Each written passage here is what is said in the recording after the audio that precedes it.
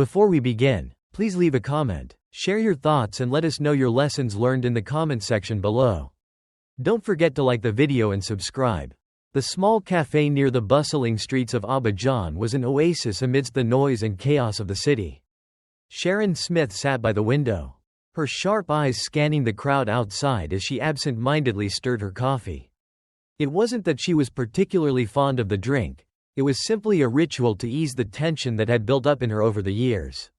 Dressed in a sleek black suit, her look professional and immaculate, Sharon was the picture of confidence on the outside, though inside, her mind churned with thoughts of what had brought her here. She was 27, one of the brightest architects in the city, a woman who had built her career from scratch. Yet, when it came to her personal life, it seemed as though she was a stranger to success. Her career soared, but love? That was a different story. Sharon could feel the weight of it bearing down on her as she watched the people walk by, so many couples. Families, children laughing, lovers whispering sweet nothings, yet she, an accomplished woman, sat alone in the corner, her thoughts as isolated as she felt. Her mother, Lenita Smith, was the root of her discontent.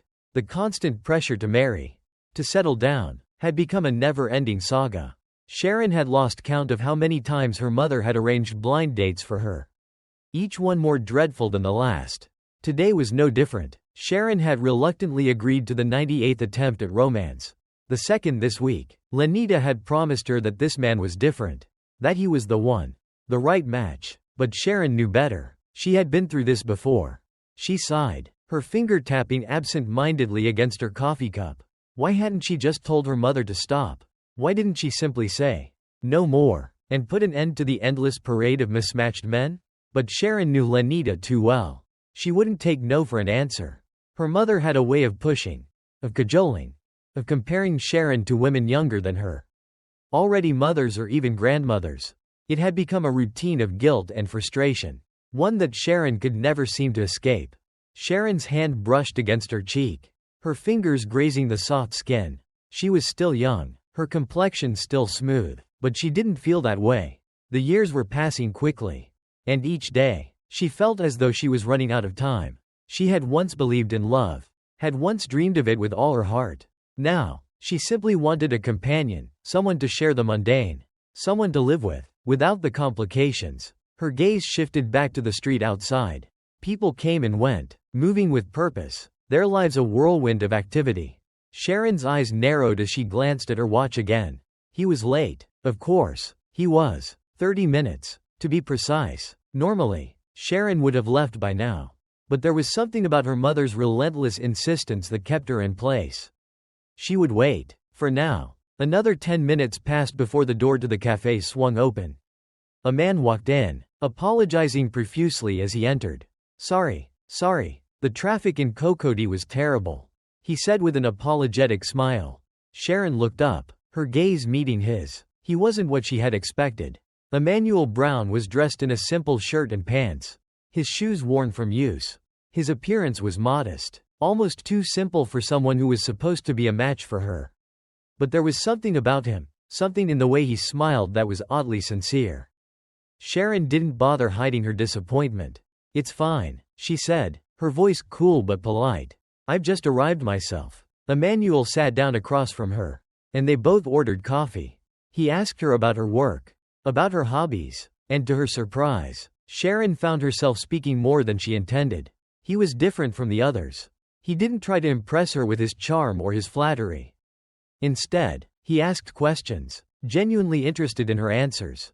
It was refreshing, but still, there was something she couldn't quite put her finger on. As they spoke, Sharon noticed that he wasn't quite as he appeared. He spoke with a quiet confidence. And when he talked about architecture, there was a depth to his words that intrigued her. "Have you studied buildings?" she asked, unable to contain her curiosity. "Not exactly," Emmanuel replied with a smile. "But I've always been fascinated by them. I think buildings are like stories. They tell you so much about the people who inhabit them, about their lives, their aspirations." Sharon blinked, genuinely surprised. Here was a man who had the appearance of simplicity but the mind of someone who had given deep thought to the world around him. She was intrigued, and for the first time in a long while, she began to feel a sense of connection with someone. Maybe her mother wasn't completely wrong after all. But just as she started to relax, Emmanuel's phone buzzed on the table. He glanced at it before turning it face down, a move that Sharon noticed. He had been polite, but the way he handled the situation made her wonder. Was he hiding something? "You're not going to answer?" Sharon asked, her curiosity getting the better of her. "No, it's not important," Emmanuel replied with a smile. "I don't want to be rude." Sharon frowned slightly. "You should answer. It might be important." Emmanuel hesitated, then sighed. "If you insist, I'll just step outside for a moment to take it." As he got up and left, Sharon found herself watching him with a growing sense of unease. His nervousness, his eagerness to keep his phone away from her, something didn't feel right. She stood up quietly, following him at a distance. She stopped by the glass door, her heart racing as she overheard his conversation. On the other end of the line was a woman, and her voice was laced with frustration and anger. "Emmanuel, don't pretend you don't know why I'm calling. I've been waiting for the money all day. The rent is due, and the kids need food," she said sharply. Sharon's breath caught in her throat. A wife? Children? She pressed herself against the wall, listening as Emmanuel tried to deflect, tried to convince the woman that he would take care of it later. Sharon's heart raced. She had to know more. She stepped forward, closer to the door, trying to make sense of the situation. Emmanuel ended the call and turned to head back inside. But Sharon was already there, her face stern, her voice icy. "Who was that?" Emmanuel froze, his face draining of color. "Sharon, it's not what you think." Don't lie to me," Sharon snapped. "I heard everything. You're married, you've got kids, and you came here pretending to be single? What kind of man does that?"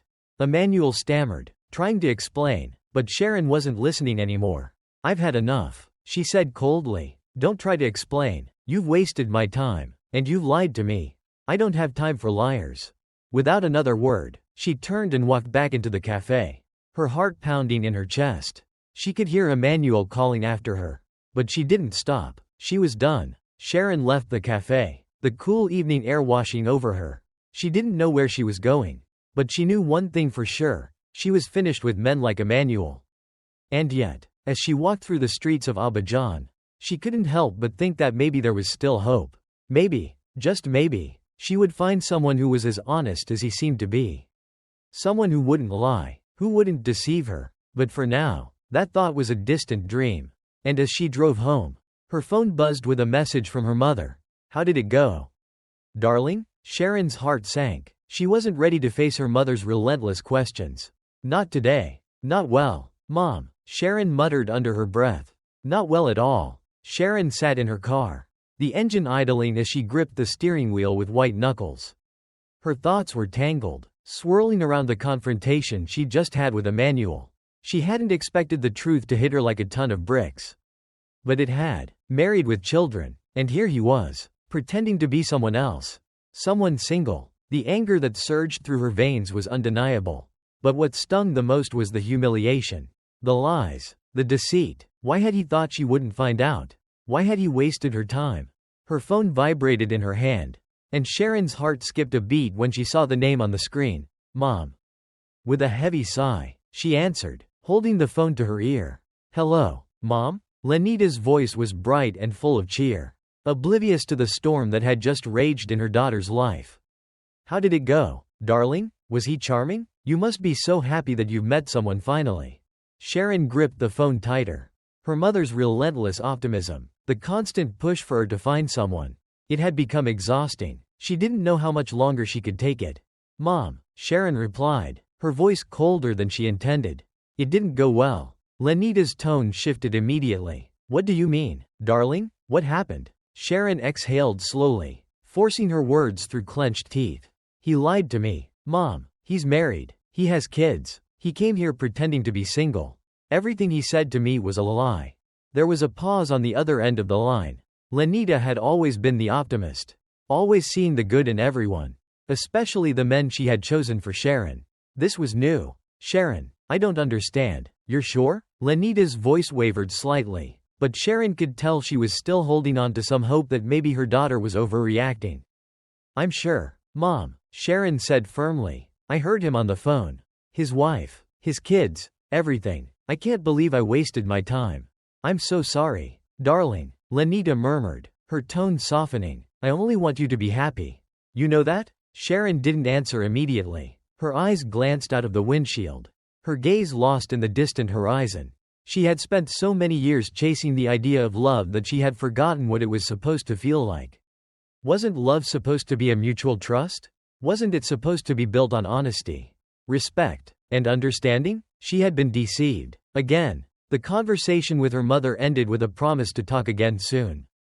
But Sharon barely heard the last words. She hung up, lost in her thoughts, the sound of the phone call fading into the background. Sharon couldn't get Emmanuel out of her mind. The way he had smiled at her. The way he had seemed so genuine. But underneath all of it, there had been lies. So many lies. She couldn't believe how easily he had manipulated her. And yet, a small part of her couldn't shake the feeling that there had been something real about him. How could that be? How could she still feel conflicted when everything about him had been a facade? Her thoughts were interrupted by a tap on her window. Sharon jumped, startled. She hadn't even realized she had parked the car. She looked up to see a man standing outside, looking at her with a hesitant expression. He was tall, with scruffy clothes and worn-out shoes. But his face held a certain gentleness. There was something about him that made Sharon pause. Despite the tiredness etched on his face, his eyes were kind, filled with a quiet strength that intrigued her. Sharon rolled down the window slightly. Her curiosity piqued. Can I help you? The man gave her a small smile. His voice soft. Sorry to bother you, ma'am. I've been hungry for days. Could you spare some change? Anything to help me get a meal? His voice was calm, almost apologetic, as if asking for help was something he rarely did. Sharon felt a strange pull in her chest. An instinct to help. Despite everything that had happened that day, the world was full of people with problems. But there was something about this man. Something that felt different. Without thinking, she reached into her bag and pulled out a few bills. Handing them to him. Here, she said, her voice soft but firm. Take it. The man's eyes widened in surprise. And his hand trembled as he took the money. Thank you, he whispered, his voice thick with emotion. You don't know how much this means to me. Sharon nodded, offering him a small smile. Take care of yourself, she said, her voice gentle. As the man walked away, Sharon couldn't shake the feeling that something important had just happened. Her anger, her frustration with Emmanuel, began to ebb away as she watched the man disappear down the street. She had helped him, but in some strange way, it felt like he had helped her too. Sharon sat in the car for a while longer, the hum of the engine breaking the silence. She wasn't sure what had changed, but she knew one thing for sure. Today had been a turning point. The lies, the betrayal, the pressure from her mother, she had been running in circles, trying to live up to expectations that weren't her own. But that man, that brief interaction, made her realize something. Life wasn't about following the path others set for you. It wasn't about finding love at any cost. It was about finding peace within yourself first. The next morning, Sharon woke up feeling different. There was a quiet sense of calm in her that hadn't been there before. Maybe it was the simple act of kindness she had shared with the stranger. Maybe it was the realization that she didn't need anyone else to complete her life. But whatever it was, it left her feeling lighter, more at ease. She made herself a cup of coffee and sat by the window, watching the city wake up. The sun was just beginning to rise, casting a soft golden light across the streets of Abidjan. Sharon thought about the man from yesterday, wondering if she would ever see him again. The memory of his gentle smile lingered in her mind. It wasn't until she left her apartment that day that she found herself driving to the same fruit stall where she had met him. She wasn't sure why, but she felt compelled to go back, driven by an instinct she couldn't explain. When she arrived, the vendor greeted her with a warm smile. And Sharon's eyes immediately searched the area for the man. Her heart skipped a beat when she saw him sitting under a tree nearby. He looked even more worn out in the daylight, but there was a certain dignity about him that caught her attention. She approached him slowly, unsure of what to say. He looked up as she neared, his face softening with surprise. You came back, he said quietly, his voice filled with a mixture of disbelief and gratitude. Sharon smiled gently. I thought I'd see if you were here. For a moment, they simply stood there, looking at each other. Sharon wasn't sure what she was expecting, but something in the air between them felt different. She felt as though she was on the verge of something important. I never got your name. she said, her voice gentle. He hesitated for a moment before replying. Charlie, I'm just a man trying to get by. Life hasn't been kind to me. But I keep going. Sharon's heart tightened. His words struck a chord with her. I understand, she said softly. Life can be hard sometimes. Charlie nodded, his eyes meeting hers. There was an honesty in his gaze that made Sharon feel as though she could trust him. She wasn't sure why, but she felt that, despite their vastly different lives, they shared something. A connection that transcended everything else. I've been thinking, she said suddenly, before she could stop herself. Would you like to be friends? Charlie blinked, clearly taken aback. Friends? He asked, his voice tinged with disbelief. You want to be friends with someone like me? Sharon smiled softly, feeling a warmth spread through her chest. Yes, why not? Friendship isn't about status or money. It's about understanding each other, helping each other. I think we could get along.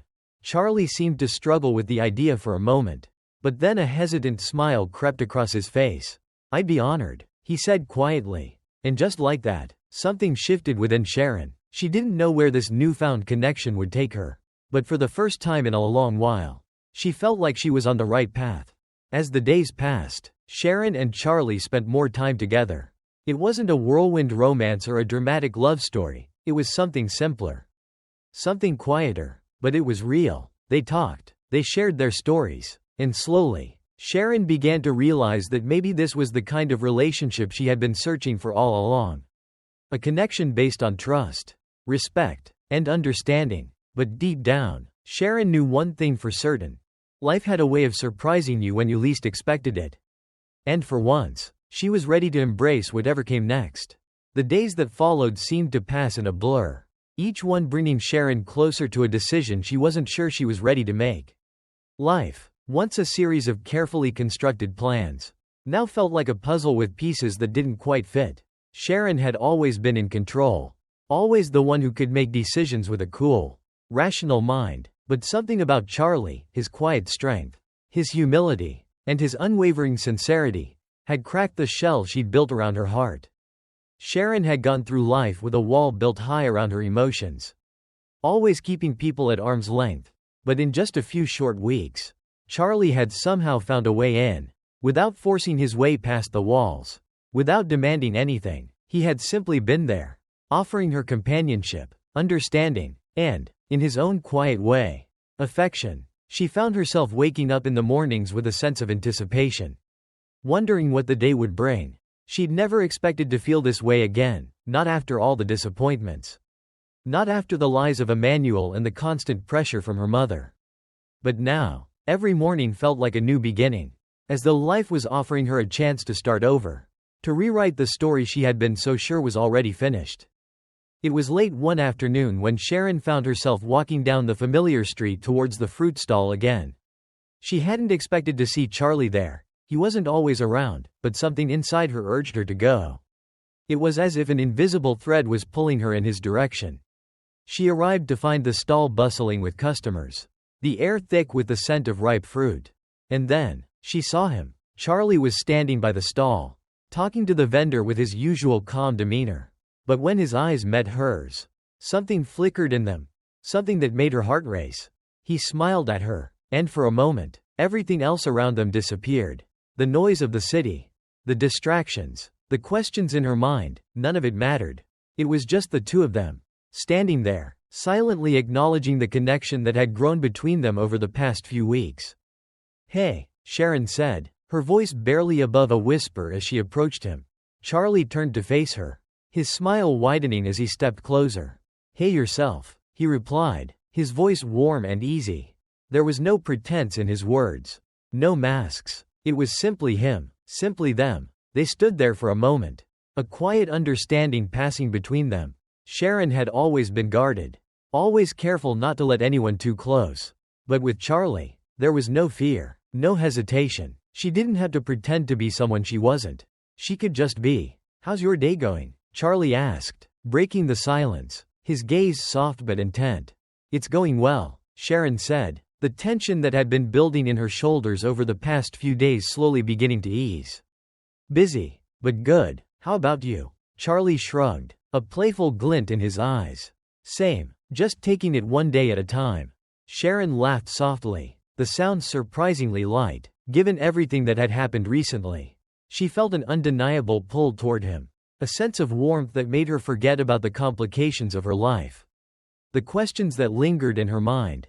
For once, she was simply present, enjoying the moment. They spent the next hour talking about everything and nothing, about their favorite books, about the city they both called home, about their dreams for the future.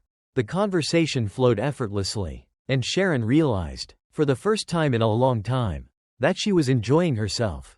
There was no pressure, no expectations, just two people getting to know each other. As the sun began to dip below the horizon, casting a golden glow across the city, Charlie turned to her, his expression serious but soft. "Sharon, I need to talk to you about something," he said, his voice steady. "I've been thinking a lot about us." Sharon's heart skipped a beat. She hadn't expected this. She knew things had been progressing between them, but the weight of his words hit her unexpectedly. "Charlie, she began, but he held up a hand to stop her. "Please, let me finish," he said, his gaze unwavering. "I'm not trying to rush things. But I want you to know something. I've never been good at this kind of thing. I've never had a lot. And I know I'm not the man you might have envisioned in your life. But with you, Sharon, I feel like I've finally found something real. Something worth fighting for." Sharon's breath caught in her throat. His words were simple, but they carried the weight of something much deeper. She had always been the one to keep things in check, to be in control of her emotions. But Charlie was making it hard to ignore the feelings that had been slowly building up inside her. "Charlie," Sharon whispered, her voice trembling, "I don't know what to say." "You don't have to say anything," Charlie replied, his voice gentle but insistent. "I just wanted you to know where I stand. I'm here, Sharon. I'm not going anywhere. I want to be with you." Sharon's mind raced. This was happening. This was real. But there was still so much uncertainty. So many things she wasn't sure about. What about her career? What about her mother's expectations? What about the life she had spent so long building? She had spent so many years carefully crafting a future for herself. A future that didn't rely on anyone but her. And now, Charlie was asking her to let go of that control, to open herself up to something completely new, completely different. Charlie seemed to sense her hesitation. "I'm not asking you to change your life, Sharon," he said quietly, his hand brushing against hers. "I'm just asking you to let me be a part of it. Whatever that looks like, I'll be there." The sincerity in his voice, the quiet confidence he exuded, it was impossible to ignore. For the first time in what felt like forever, Sharon felt like she could breathe. "I don't know if I'm ready for all of this," Sharon said softly, her voice filled with doubt. "I've been hurt before. I've trusted people, and they've let me down." Charlie nodded, understanding. "I know, and I'm not asking you to forget that. I just want you to know that I'm not here to hurt you. I'm here because I care. I've never met anyone like you, Sharon, and I don't want to let that go." Sharon looked into his eyes, searching for any trace of insincerity, any hint of doubt, but all she saw was a man who, despite his rough beginnings, had found something real in her. "I'm scared," she admitted, her voice barely above a whisper. "I'm scared of getting hurt again." Charlie reached out, gently cupping her face in his hands. "You don't have to be scared, Sharon. I'm not asking you to jump into anything. I'm asking you to trust me, to take it one step at a time." For a moment, everything seemed to fall into place. The noise of the world faded away, and Sharon realized that she had spent so much time running from her feelings, trying to control everything, that she had forgotten what it felt like to just let go, to trust, to believe. And in that moment, Sharon made a decision. She didn't know what the future held, but she knew that she wanted to take a chance on Charlie. She wanted to see where this path would lead, even if it meant stepping into the unknown. "Okay," Sharon said softly, her voice full of resolve. "I'll give us a chance. I'll trust you, Charlie, but it's going to take time." Charlie's face broke into a smile, his eyes lighting up with joy. "That's all I'm asking for, Sharon, just a chance." They stood there for a moment, the world around them fading as they shared a quiet connection. Sharon had spent so long building walls around her heart, protecting herself from the pain of disappointment. But now, for the first time in years, she felt the walls begin to crumble. Maybe it was because Charlie wasn't asking her to change. He wasn't asking her to give up everything she had built. He was simply asking her to trust him, to trust herself. and to see where life could take them together. As they walked away from the stall, their hands brushing lightly together, Sharon realized that sometimes, the most unexpected connections could lead to the most beautiful of journeys. And this journey, with Charlie, was one she was ready to take. The sun had dipped below the horizon, casting a warm golden glow over Abidjan, and Sharon knew that this was only the beginning.